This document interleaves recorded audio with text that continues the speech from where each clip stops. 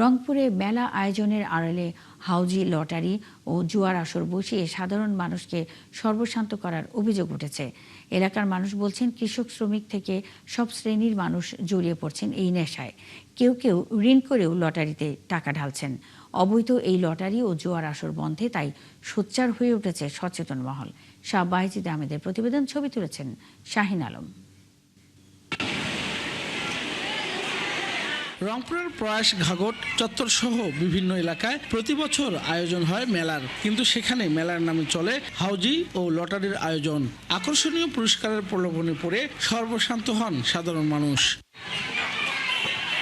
গেল বছর নজিরের হাট এলাকার অটোচালক সবুজ মিয়া পড়েছিলেন প্রয়াস পার্কের এমন লটারির ফাঁদে। পুরস্কারের আশায় সমিতি থেকে 20,000 টাকা ঋণ করে লটারিতে বিনিয়োগ করেন। সেই ঋণ সুদে আসলে এখন দাঁড়িয়েছে 30 থেকে 35,000 টাকা, যা পরিশোধ করতে পারেননি তিনি। টিকিটটা যখন আসে তখন মনটা মানে না, তখন মানুষের ধোকায় ভরিয়ে নিয়ে একটা এভাবে কাটতে কাটতে আমি ধ্বংস হয়েছিলাম। সবুজ মিয়ার মতো এভাবে সর্বশান্ত হয়েছেন এলাকার আরো অনেকে। কষ্টের অর্জন ফসল বিক্রির টাকা, এমনকি গরু ছাগল বিক্রির টাকাও লটারিতে হারিয়েছেন তারা। এই টিকিট কাটতে কাটতে ব্যবসা অনেক বসে ফেলেছে। ভিতরে আমার দেখেন ভিতরে মাল ফাঁকা করে ফেলছে। আমি যার কারণে টিকিট কাটতে কাটতে আমি একটাও কিছু পাইনি। এই মেলার মধ্যে যে অবৈধভাবে এটা যে বেটিং চলতেছে, হাউজিং চলতেছে, নেশা চলতেছে। মেলার নামে হাউজি, জুয়া ও লটারি বন্ধের দাবিতে নগরীতে মানববন্ধন করেছে জাগ্রত নাগরিক সমাজ।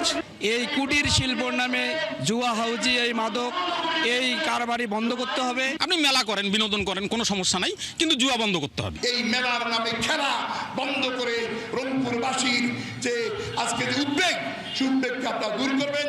আর তাদের সাথে সংহতি জানিয়েছেন স্থানীয় সংসদ সদস্য মাহবুবুর রহমান বেলাল। অভিযোগ রয়েছে, রংপুরের সীমান্তবর্তী এলাকাতেও মেলার নামে অনৈতিক কর্মকাণ্ড চলছে জানিয়ে ক্ষোভ বাড়ছে স্থানীয়দের মধ্যে। এ নিয়ে জেলা প্রশাসক বলছেন, বিষয়টি গুরুত্বের সাথে তদন্ত করা হবে, নেওয়া হবে ব্যবস্থাও। নাগরিক সমাজের পক্ষ থেকে আমাদের কাছে স্মারকলিপি দিয়েছে, প্লাস আমাদেরকে অনেকেই অভিযোগ করেছেন, মানববন্ধন করেছেন। আমরা বিষয়গুলি দেখে আমরা এই যে বিষয়টা কোর কমিটির মিটিং উপস্থাপন করেছিলাম, সে উপস্থাপনে আমরা সিদ্ধান্ত নিয়েছি বিষয়টা আমাদের মন্ত্রিপরিষদ বিভাগে অবহিত করার জন্য। মেলার নামে হাউজি লটারি বন্ধে প্রশাসনকে আরো কঠোর হবার আবেদন সচেতন মহলের। শাহ বাইজিদ আহমেদ, 71, রংপুর।